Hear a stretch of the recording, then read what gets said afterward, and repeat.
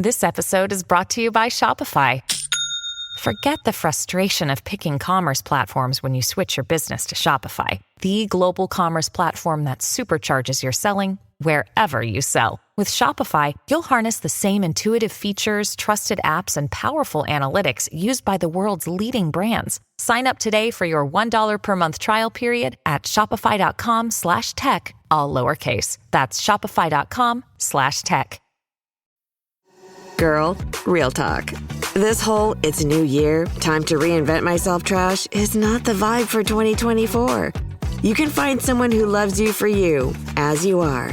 You don't need to read a stack of self-help books, only eat sad salads, or start meditating at 5 a.m. to be ready for dating. So yeah, my advice is to download Bumble and find someone who embraces you the way you are right now. Let me know how it goes.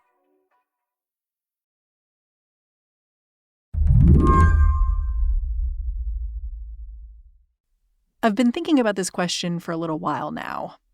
What does it mean to fight hate? There's been an undeniable spike in hate in the U.S. since Hamas attacked Israel on October 7th. Incident after incident, where Jewish and Muslim people have been attacked for their association with or opinions about a conflict thousands of miles away. And there's been a cry to do something about it. But we've documented hundreds of anti-Semitic incidents on campuses. We've seen residence halls plastered with hateful messages. We've seen Jewish students removed from student government because of their, quote, Zionism. And the list goes on. The Anti-Defamation League is one group that's been tracking hate speech. They even have an online heat map where you can look up reports one by one. This is their CEO testifying in Congress back in November. Universities. This isn't a question of free speech. Don't let anyone tell you that. Freedom of expression is not the freedom to incite violence. Period. Full stop. It's interesting to listen back to this testimony, just to consider how this organization thinks about what hate is and how to push back on it. The head of the ADL says he categorizes some student protests against the war as calls for a final solution. And to conclude, he recommends the FBI and the IRS investigate the groups behind these demonstrations. In the days since this testimony, the Anti-Defamation League has been rocked by these statements and others like them. Statements that seem to equate defending Jewish people with defending the state of Israel. It's left some inside the ADL wondering, is this organization really fighting hate? Or are we doing something else here? Previously, there might have been certain ADL employees who in their work could choose to focus on other things or just didn't really have to completely engage with the questions of anti-Zionism. And now that basically became impossible after October 7th, as the organization was so wholly focused on that. Mari Cohen reports for Jewish Currents. According to her reporting, the ADL's completely reoriented its work in the wake of the war on Gaza.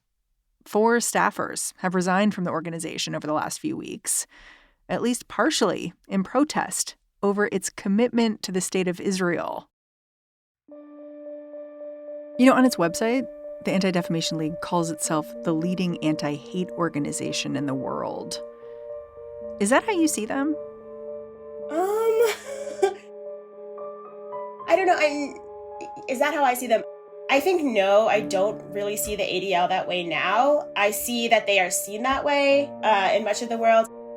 They are presenting themselves as this voice that is here to fight all forms of hate, forms of bias. But if that comes into conflict with the pro-Israel advocacy, the ADL will choose the pro-Israel advocacy. Despite, kind of calling themselves this broader anti-hate organization, that usually does not eclipse their focus on supporting Israel.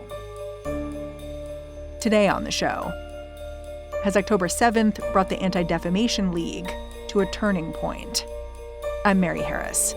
You're listening to What Next? Stick around.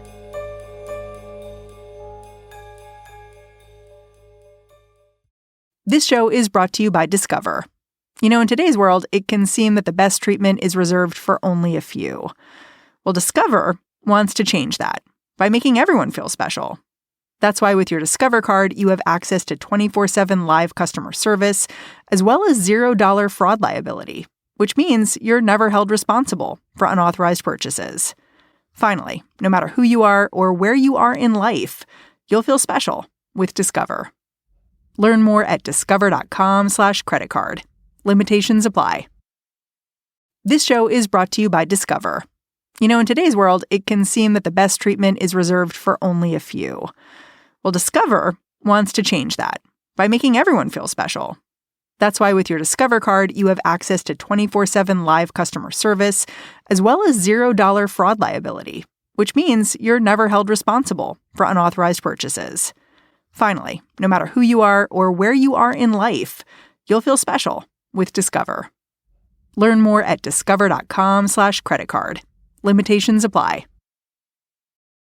I think it's important to look at the history of the Anti-Defamation League just to explain where this organization is now. So I wonder if we can do that. If you can just start by telling me the story of how this organization got its start and what its goals were initially. Yeah, absolutely. So the ADL was founded in 1913. It was founded actually in response to the lynching of Leo Frank, who was like a Jewish factory owner who was most likely wrongfully convicted of the murder of a young white woman in the factory. And it kind of raised all these questions about, anti-Semitism in the U.S. and in the South. And ADL believed that there needed to be an organization that was kind of like fighting manifestations of anti-Semitism in American life. And it was actually founded by the B'nai B'rith, which was a German Jewish organization in the U.S. Were these upper-class Jews or middle-class Jews? Yeah, like upper class. So the German Jewish immigrants had been in the country for several decades at this point. Most of them had come during the 19th century. They were upper class, and they often had slightly more kind of suspicious attitudes towards the newer Eastern European immigrants who were much lower class, working class, who were starting to come in droves in the early 20th century. You're really laying out how respectability politics was kind of baked into this organization from the beginning. Yeah. And I'll just add also, these German Jewish elites who were running these organizations were actually very suspicious of Zionism early on because they saw Zionism as something that would, as this nationalist idea that would challenge the connection of Jews to the U.S. and Jews' ability to assimilate. You've said that the organization's power comes from the fact that the Anti-Defamation League can basically have a meeting with anyone it wants. It's like really respected. How did it become so prominent? So Abe Foxman was the head of the ADL from 1987 to 2015. That's a long run. Long run. He was the predecessor to Jonathan Greenblatt, who's the current CEO.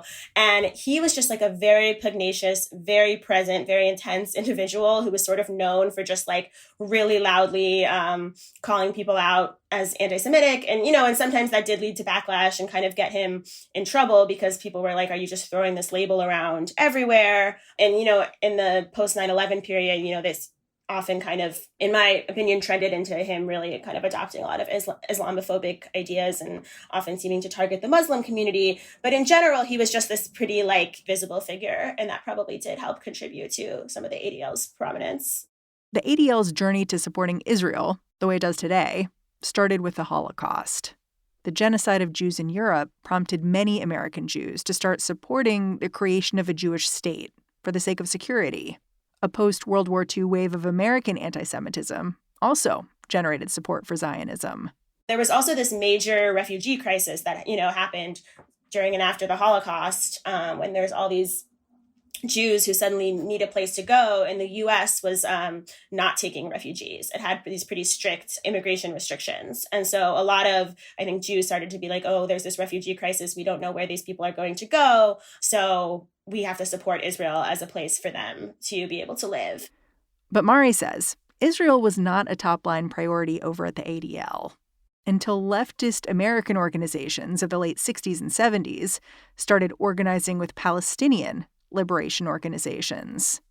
And a lot of the mainstream Jewish organizations found this very threatening because they thought it meant that Jews were no longer included in that left coalition. And so especially in the 70s, the leader of the ADL at the time wrote this book called The New Anti-Semitism. And it was basically just like positing that there was actually this new version of anti-Semitism, which Jews weren't recognized as, oppressed people on the left, and that this new anti-Semitism meant targeting Israel, and that was a way of targeting Jews. And so that was kind of a big moment in which the ADL was like, actually, we're focusing on this new anti-Semitism that comes more from the left, and that involves being anti-Zionist. As this change happened, how did the Anti-Defamation League's relationship with Muslim or Arab organizations evolve? Like, was it friendly or not? Yeah, there's definitely been a history of, I think, unfriendliness. I mean, there was an incident in the 90s in which the ADL was found to have been like spying on and like surveilling certain, I think, anti-Zionist organizations. Yikes. Yeah. And then, under Abe Foxman, especially in the 2000s, there was a big incident where Foxman basically opposed the creation of a mosque near Ground Zero in New York City because he said, it could potentially be insensitive to victims of 9/11 or something. We basically said that we believe that in this place of tragedy and pain and anguish, maybe the best thing would be is if people would step back and consider that if you want to heal, the best way to heal is not to do it in your face. And if the people who you reach out to, those who had suffered the most, say, please don't do it in our cemetery, not to do it. And so for the head of a supposed anti-hate organization to basically come out and support these kind of Islamophobic ideas that it was a problem to have a mosque near Ground Zero, that was, a pretty big stance that he took that I think really also contributed to damaging the ADL's relationship with Muslim communities. Yeah, it almost like it puts the stamp of like, this is the anti-hate position. But at the same time, it's like preventing people from just having a place to worship. Yeah, absolutely. I mean, today, the ADL basically accuses the Council on American Islamic Relations, which is like major U.S. Muslim rights and advocacy organization. The ADL basically defines them as a hate group, as an anti-Semitic hate group, because of their anti-Zionist position and support for Palestine. And so the ADL is basically like prevented itself from allying with this major American Muslim group because of this position. To be fair, the Anti-Defamation League calls CARE an extremist group, not a hate group. But still, this is not a term of endearment. In 2015, the ADL's current top executive, Jonathan Greenblatt, took over. He was fresh off his role as an Obama appointee, and his leadership seemed like an opportunity for the ADL to embrace more progressive and liberal ideas. But that's not what happened. In May of 2022, Greenblatt even gave this speech where he laid out the ADL's approach to Zionism moving forward. I remember I watched him give this speech virtually, and he basically announced that the ADL considered anti-Zionism to equal anti-Semitism. Anti-Zionism is an ideology rooted in rage. It is predicated on one concept, the negation of another people, a notion as alien to our modern discourse as white supremacy. When you heard that, when you were listening live, how did you react? Okay, well, I knew it was coming. I should say I had been kind of tipped off, which is why I was listening to this speech. So I wasn't completely surprised. At the same time, I was like, wow, this is a really pretty intense position for them to take. And I think, one thing I wanted to know was like, why? Because previously they had stuff on their website that was like, anti-Zionism is often anti-Semitism, but sometimes it's not. So they had been like a little bit more nuanced. And so suddenly he's just really taking this blanket position. To play devil's advocate, why isn't defending Israel an important mission for the Anti-Defamation League? Israel is where a huge number of Jews live. Like, of course you would want to protect the people there if part of what you're doing is trying to protect Jews. I mean, I think there's two things here. I think, one, there's a real question about whether defending the policy of the Israeli state at all costs is actually the way to best protect the Jews who live there and the Jews who live in the U.S. And, I think a lot of times what we've seen is actually when Israel is more strident in its human rights abuses and when it's kind of had this occupation for so many decades that actually creates a lot more animosity, and I think creates a much more dangerous environment for the Jews who live in Israel. And so I would really question the assumption that just automatically supporting everything the Israeli government does is a real way to achieve kind of the safety of the Jews who live there. And then I think the second part to that is, if your advocacy to, achieve the safety of Jews around the world, including in Israel, is basically leading you to support a status quo in which, Palestinians in the West Bank and Gaza are, deprived of any kind of democratic rights or, rights of citizenship. Are you really a civil liberties and civil rights organization? After the break, why Mari says October 7th has made the ADL's approach even more confusing.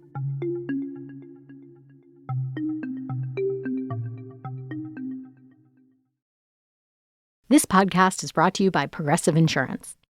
Hey, listeners, whether you love true crime or comedies, celebrity interviews, news, or even motivational speakers, you call the shots on what's in your podcast queue, right? And guess what? Now you can call the shots on your auto insurance, too. Enter the Name Your Price tool from Progressive.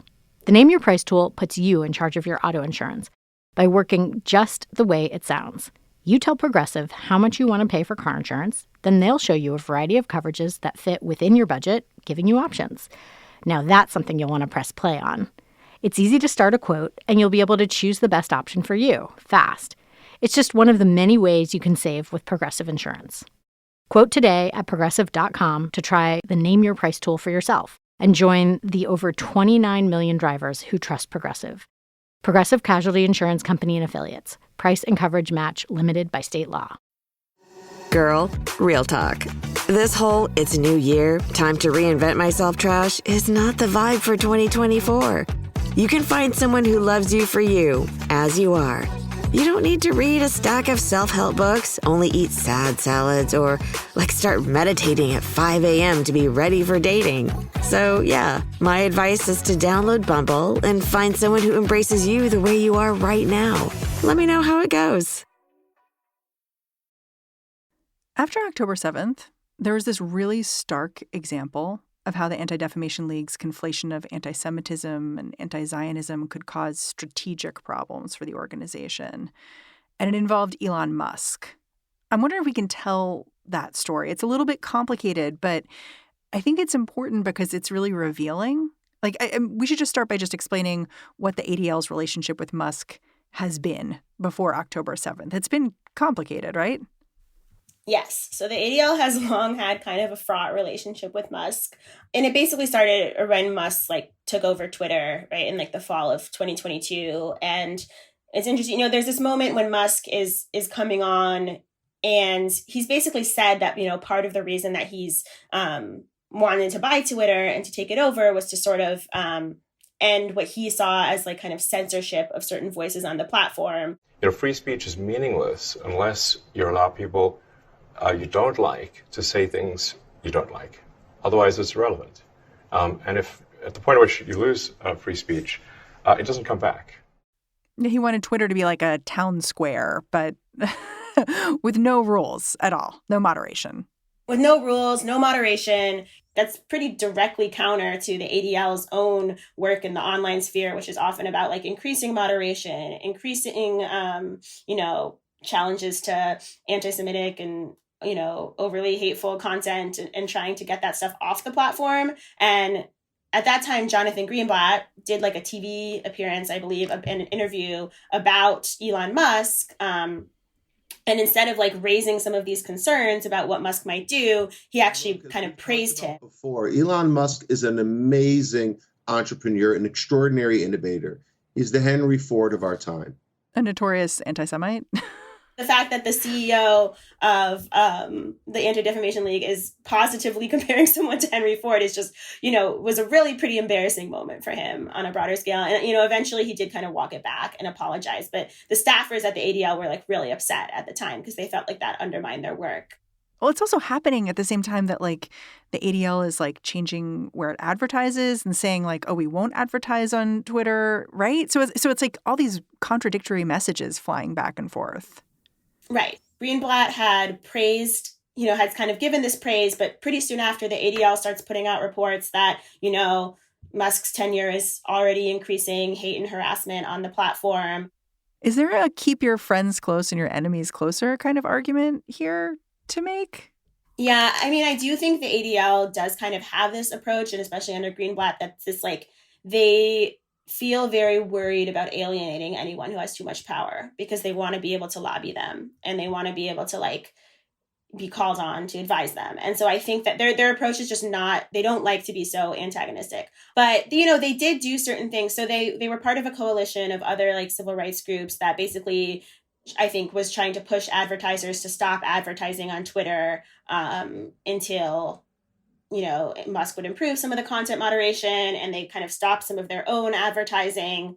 But they didn't stick with it for that long. Then the ADL went back to advertising on Twitter because they say that it's important for us to put our positive anti-hate messaging in this space. But the result is that it's been kind of contradictory because they'll be like, people shouldn't advertise on Twitter, but then they'll go back to running their own advertising. So you can see how strange the dynamic is here, right? You've got Elon Musk boosting anti-Semitism, and the group most identified with fighting anti-Semitism publicly cozying up to him. Then October 7th happened. Musk looked on as misinformation about the war swirled around his website. But Musk also said his team would be tightly policing pro-Palestinian speech, even suspending people who used the phrase "from the river to the sea, Palestine will be free." And for that, Jonathan Greenblatt was full of praise.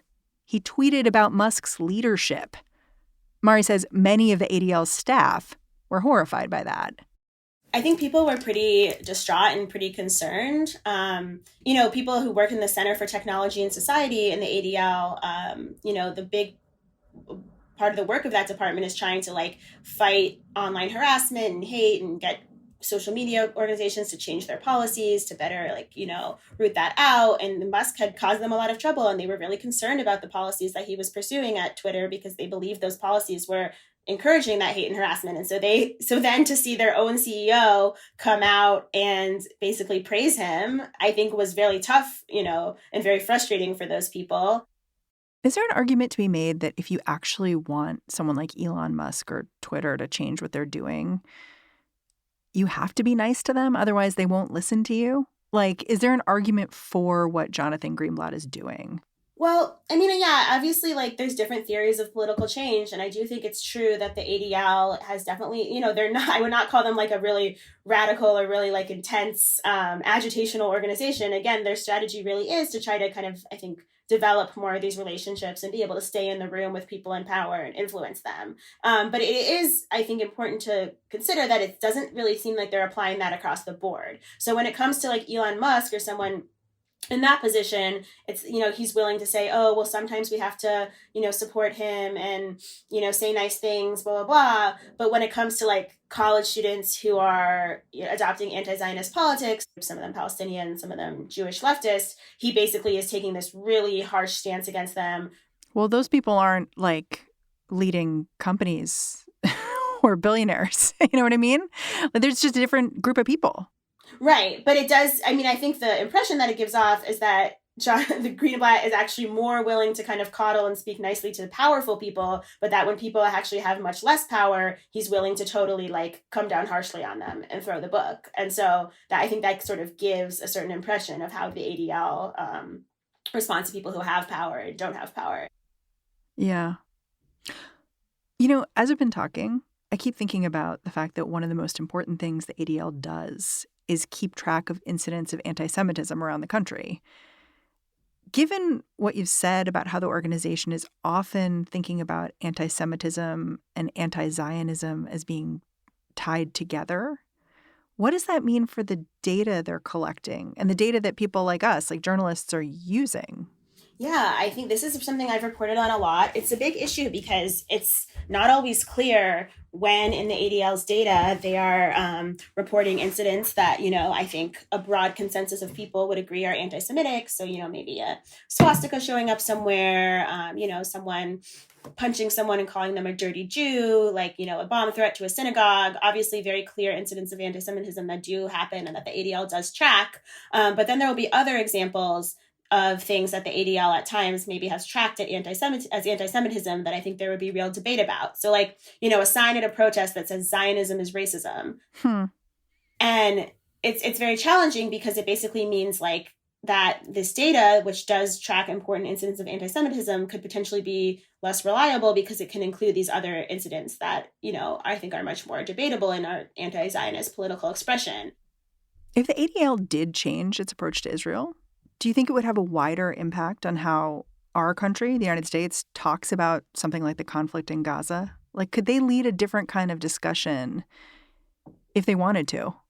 I do think that because the ADL is so respected as this singular voice on anti-Semitism and as the experts, I do think if they came out and said, actually, this isn't what anti-Semitism is, actually caring about human rights and liberation for Palestinians is not anti-Semitism, I think that could have a pretty big effect on the discourse. Mainstream sources and media conversations and certain politicians might feel like there was more of a window to kind of talk about those things in a different way. Absolutely.